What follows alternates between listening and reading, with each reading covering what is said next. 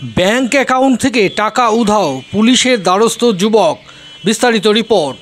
নদিয়ার শান্তিপুর থানার বেলগড়িয়া ২ নম্বর গ্রাম পঞ্চায়েতের বাসিন্দা অরিজিৎ দাস পেশায় তাঁতশিল্পী। তার ব্যাংক অ্যাকাউন্ট থেকে ১,৬০,০০০ টাকা উধাও হওয়ার অভিযোগ তুলেছেন।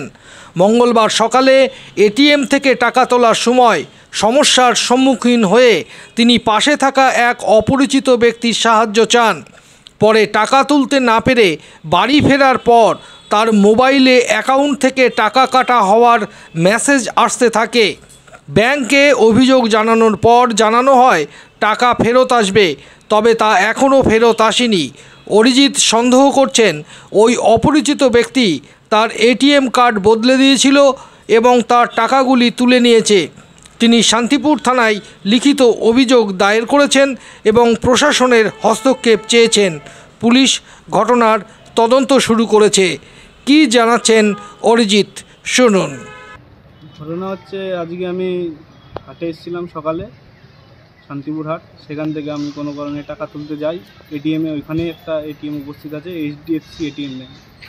ওখানে টাকা তুলতে গিয়ে আমি আমার এটিএমটা নিয়ে ওইখানে গেছিলাম, গিয়ে টাকা তুলবো। এটিএমটা ওখানে ঢুকিয়ে নিয়ে পিন নাম্বার দিচ্ছিলাম, কোনো কাজ হচ্ছিল না। দিয়ে পরে দুটো দাদা আসে, একটা দাদা আসে প্রথমে, দিয়ে চলে যায়। পরে আবার একটা দাদা আসে, এসে বলে যে ভালো করে এটিএমটা ওখানে ঢুকিয়ে দাও। যে ওখানে ভালো করে ঢুকিয়ে উনি হাত দিয়ে ওটা করে দিল। তারপর ঠিক আছে, আমি এটিএমের পাসওয়ার্ড দিলাম, কাজ হচ্ছিল না, কোনো কিছুই হচ্ছিল না পাসওয়ার্ড দেওয়ার পরে। তারপর চেষ্টা করার পরে যখন হয় না, তখন আমি চলে আসি যে হচ্ছে না। তার মোটামুটি 20 থেকে 25 মিনিট পর আমি দেখি আমার অ্যাকাউন্ট থেকে 10 করে 10 বার 1 লাখ টাকা তোলা হয়েছে। 10 বার টাকা উঠে যায়। আমি তখনই ওই এটিএমে যাই নিচে নেমে, যখন আমার SMS আসে, গিয়ে দেখি যে কোনো লোকজন নেই, ওই এটিএম থেকে টাকা উঠছে না, কোনো কিছুই হচ্ছে না। পরে আমি আবার ফোন করলাম ব্যাংকের লোককে, সে বলল যে কোনো ব্যাপার না, অসুবিধা নেই, ঠিক হয়ে যাবে, রিটার্ন চলে আসবে 8 ঘন্টার মধ্যে। তারপর দেখি টাকা কেটেই যাচ্ছে 10 করে। আমার ফোন করলাম, দিয়ে বললো ঠিক আছে। অনেক আইডি ফাইডি চাইলো, ডকুমেন্টস দিলাম। দেওয়ার পরে বুঝতে পারলো যে কোনো সমস্যা হয়েছে, তাই বললো তুমি ইমিডিয়েটলি এখন এইচডিএফসি ফুলিয়ার যে ব্রাঞ্চ আছে ওইখানে যাও, গিয়ে যোগাযোগ করো।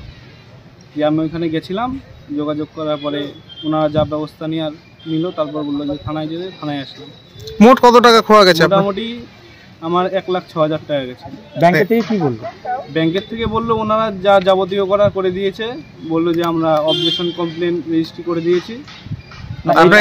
এই টাকাটা কি তোলা হয়েছে না হচ্ছে কোনো টেকনিক্যালি প্রবলেম ছিল? না, এটা তোলা হয়েছে টাকা। মানে মনে করছেন যে প্রতারিত হয়েছে? আমার হচ্ছে এক্সচেঞ্জ করে দিয়েছি। যখন আমি উনি হাত দিয়ে যখন কার্ডটা ভেতর দিল, তখনই মনে হয় কিছু একটা করেছে। আপনি কি বলতে চান এটা ব্যাংক জালিয়াতি? হ্যাঁ, অবশ্যই।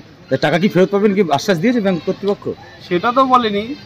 মানে এটিএম এর যিনি ছিলেন তিনি ব্যাংকেরই কর্মী ছিলেন? না, পরে এমনি নরমাল লোক ছিল, আমাদের মতো সাধারণ পাবলিক ছিল। তিনি টাকাটা নিতে পারেন বলে মনে হচ্ছে? হ্যাঁ, আমার তাই মনে হচ্ছে, কারণ ওই দুজনা যাওয়ার পরে কিছুক্ষণ পর থেকে আমার এটিএম তো সিসিটিভি ফুটেজ আছে ব্যাংকে? হ্যাঁ, অবশ্যই আছে। না, ওটা দেখিনি, এখন ওটা দেখতে হবে।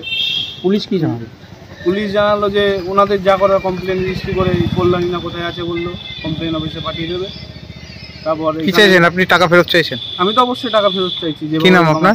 হ্যাঁ, আপনার নাম হলো অরিজিৎ দাস। বাড়ি কোথায়? বাড়ি ফুলিয়া দিব্যডাঙ্গা।